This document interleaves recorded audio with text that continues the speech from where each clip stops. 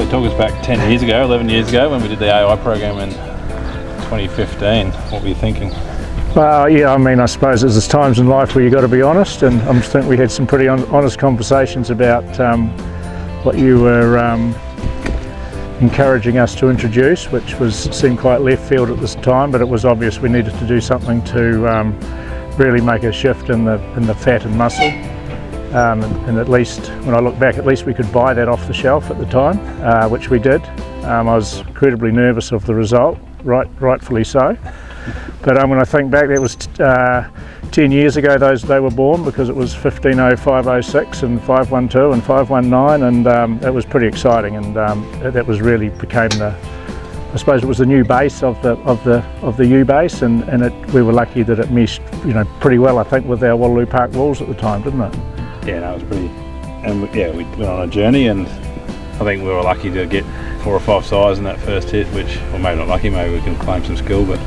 Yeah, well, I think probably luck, because I don't think that's been repeated here, has it? And I think if most people are honest, you probably don't get, what we got out of that one cross. It was pretty exciting, but time moves on, and then that wasn't good enough, was it? So the goalposts shift again.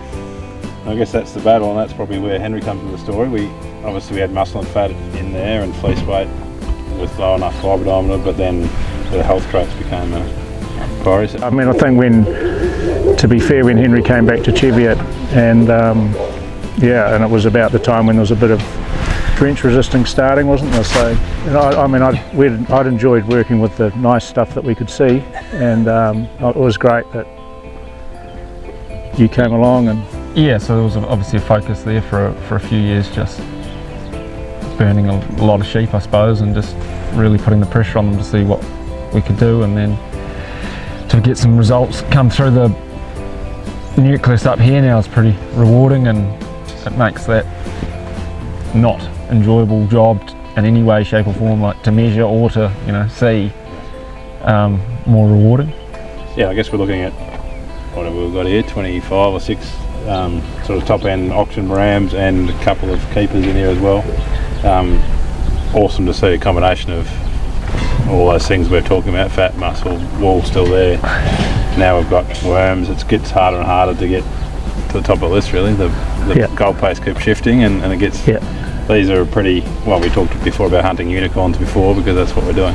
Yeah. No, I mean, without a doubt, I dare say I'm probably... Well, I'm more excited about this drop of sheep than probably that 2015 drop when we saw that change and that shape and carcass. But in the last 10 years, these are really these are the ones that have got me excited again, and it's been through the hard yards in the background, really, isn't it? And it's not the fun stuff to get it in there. But I think that we're also seeing it in commercial reality on the ground here, because all very well having all the figures, but if it doesn't actually transform into a commercial farming operation, well, what does it mean? Yeah. What does that look like here, Henry? You'll sort of come back home. Put the brakes on all the capsules. Full stop. Put the brakes. Yeah, so nothing gets a capsule, and drench is given out at a like it's like very expensive. And lock and key. Yeah. So that's all quite rewarding, and then obviously stud ewe, we've just got a blanket no drench policy, and a stud ewe hasn't had a drench for could be 3 years now at all. End of. Yeah. So. Yeah, so I'm sure I'm not the only one that was guilty of it. Those drench capsules came out. We thought they were great. The closest thing to magic we've ever seen. Oh yeah, that's good. Just felt so good. But Henry said no, that's it. I was pretty anxious last couple of years, especially it's all very well. And then until the pressure comes on over lambing, especially in an extensive environment like this, that when you make those decisions, you're committed to them. But yeah, no, full marks. Yeah. It's good, and I think that's any breeding operation is only as strong as has got the length of the youth in behind it that's prepared to make some changes. Otherwise, we get stick in the mud a bit. Yeah. But I think also with combination of obviously the input that's been available to us from you guys, and now we've always done the DNA parentage, because we believe that a sire has to be the sire. You can't make that up, and it just makes our operations simple, it's expensive, but it simplifies it. But I think the latest thing has been doing a whole flock genomics. Yeah, so massive investment, obviously, and that's one of the challenges of breeding rams is the continuous investment in the process. And I know that it would prompt some discussion around the board table, but I guess it was such a pleasure last year to be able to knock out some of those ewes that have been sneaking through that are plus 40, plus 50, or whatever for worms that we just didn't know they were there because Genomics hadn't picked. Like Genomics helped us find the freeloaders, but it also helped us find the special ones as well. And now we can just condense in on those ones and focus our efforts on them. We took a bit of a hit back in new stud numbers to make sure we only brought the right ones through, which will, as we've done in a few times really over the time, has dropped back to go up a gear, which is always good. Yeah, I mean, you've got, I think, it's the proofs on the ground that you've got to make those bold decisions, and it hasn't been without severely questioning advice and following advice at times. It hasn't been, but to see a drop like this, it's like to still maintain that wool quality and the characteristics that are what we like to see in the type of merino that we want to breed and believe is an easier type to run. It's pretty rewarding, and it's when you think that these guys are we talk about fast turnover or genetic gain, but these guys have got all our lambs running around now. So the in 2 years' time the size of them are just being born. So we are into a wrap, but and I think it's you can sort of cover your tracks quite well, can't you, with the genomic data and that, whereas before you'd pick a ram lamb or some ram lambs, but they would generally fail you. So talk us through that, Henry, the commercial ram team at Middlehurst, what that actually is. Yeah, so we have very, very few older rams. We'll use probably 120 ram lambs throughout the ewe flock. That enables them to have a crack first up. So they've got to be, obviously we poke the feed into them pre that. They have to be sort of up around 50 kilos. But it's amazing they go from being on good feed to running out on the hill with fit ewes. They keep up, they do the job, they come back in and you give them a little bit of feed and they bounce straight back to where they were. So these guys were pretty. They can come in looking like they've just purely from running around, like they've been used to just being, their recovery was. It was pretty cool. It was amazing. Then I dare say text or something, or a phone call from you, Willie, when they'd come back in and just bounced and flattened and. You don't often get those from me, do you? Yeah, not all positive. But I mean, no. When it comes together, you've got to really you got to enjoy it a wee bit, because it's just they're hard yards, aren't they?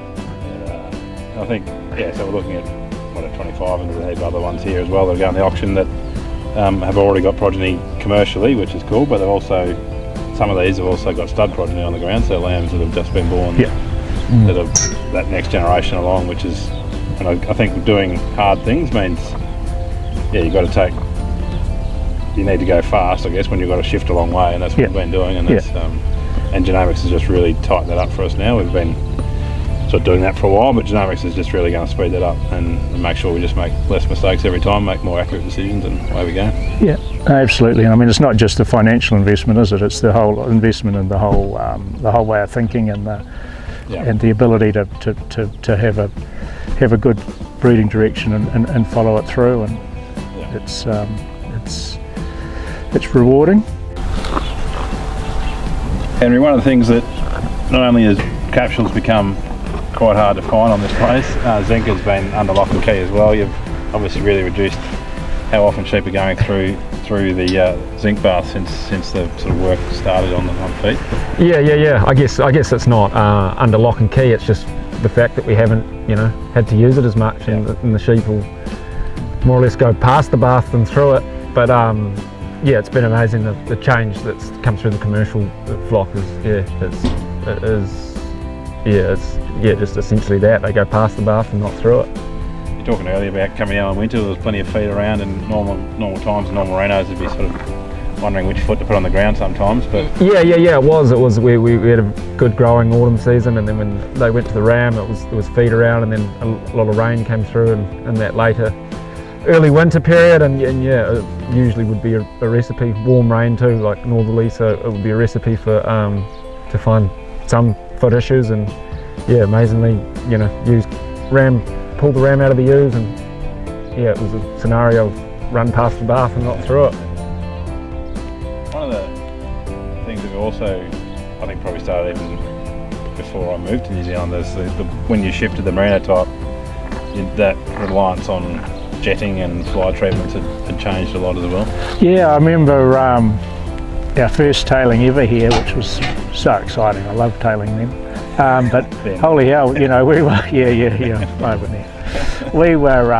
We were going hard to beat the flies to the lambs. It was probably shaping up a bit like this season may do, but it was incredible when you think back, and that was just skin type. Yeah. And now, virtually no jetting. Definitely, we don't. The young sheep aren't jetted. The ewes haven't been jetted for the last 5 or 6 years. So they're all incremental savings in product and chemical, but also in labour. And I mean, the sheep as a whole must be better for it, and they must be a better sheep suited for the environment. Yeah. Another thing on the list of getting work out of the sheep is along that fly line is Dags, Henry. We've focused pretty hard on making sure that's scored up. We've got the breeding values. I think one of our keepers was -0.7 or -0.8 or something, which is right up there. It's pretty awesome to see what we can do with genetics around putting the handpiece away. Yeah, for sure. Especially when you put the brakes on the capsules. You want to be hard up that. Well, it seems to be that you want to, nip that in the butt, because otherwise you spend a fair bit of time on the board. Yeah, and successful. We had our team out before, our replacement or our keeper team, and not a dag on them. There's obviously been on a fair bit of nice feed, been through spring, and so there's plenty of opportunity to get a few dags, but the breeding bay seems to be working, which is... Yeah, it's always positive. Yeah, I mean, when you think, it's easy to get a merino to do really well in its perfect dry land environment, but at times here, just because of how we're situated, they've pretty much been on cattle tucker, haven't they? And it's great to see that they can handle that too, because they need to, because that's how a lot of lambs are finished these days, is on more intensive pastures. Yeah, 100%. Probably my highlight of the day is when we sort of got to our final crew, and obviously we've been looking at the index the whole time, but I think the highest ranked one was 20, so out of whatever 250 or 300 that we started the year with, on index, the top 20 were in our phenotypically and data have come together as a really nice looking side team. So I really get excited when the index lines up with what we're looking at, which is what happened today. It's great that it excited both of us, Ferg, because to be honest, I thought that was great too, because otherwise it would be a really easy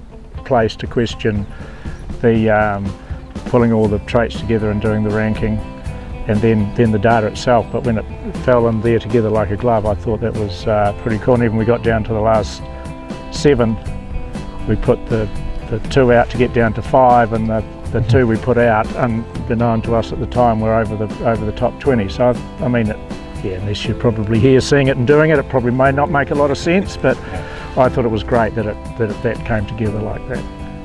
So we're not just breeding these things for Middlehurst to have a good 100 ram lambs. There's a few of them get put up for auction in January, and the joy of doing that means we literally keep 5 or 6 at the absolute top end, but the rest are available for the market.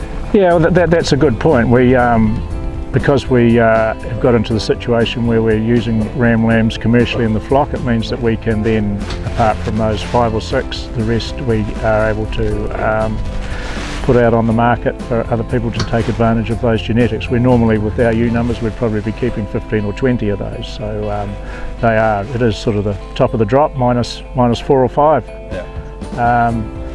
And definitely pretty excited about the tops, but the depth of what we'll offer this year is going to be pretty satisfying for us for our breeding direction.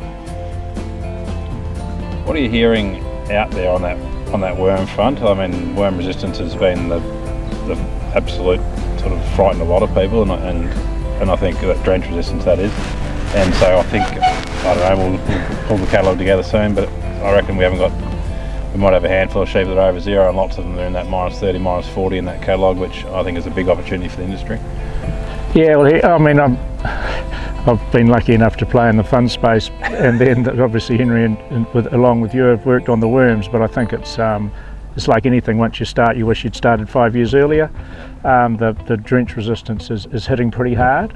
It's really scaring a lot of people for good reason. I think the young, Henry's age group get their head around it really well and can understand that you can't drench your way out of this, where I would probably just, give it a crack. But I'm really impressed how, there's younger people that I am involved with and deal with that really understand it and have really got a good handle on it. And they understand that genetics isn't the only fix, but it's a big part of the fix. And I think from what I understand, once you're starting to get better than -30s, you're going to really get genetic traction out of that.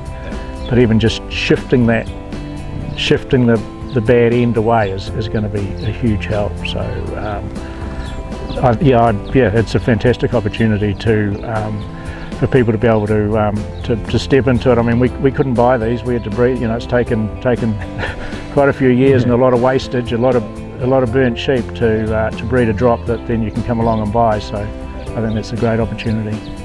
When is the day that people can come up here for a bit of a drive up the oratory? 29th of January, last Thursday in January always. Excellent. So it's a sale, and it's also, we try to have a fun day too. Like, we seem to manage that okay. Yeah. So we live here, and it's a great. Everyone's welcome to come and have a look, and it's a really good day. No one has to feel obliged to come and register and buy. It's come and have a look and enjoy the day and celebrate the merino sheep in the high country, and have a good positive day out is a big part of it for us.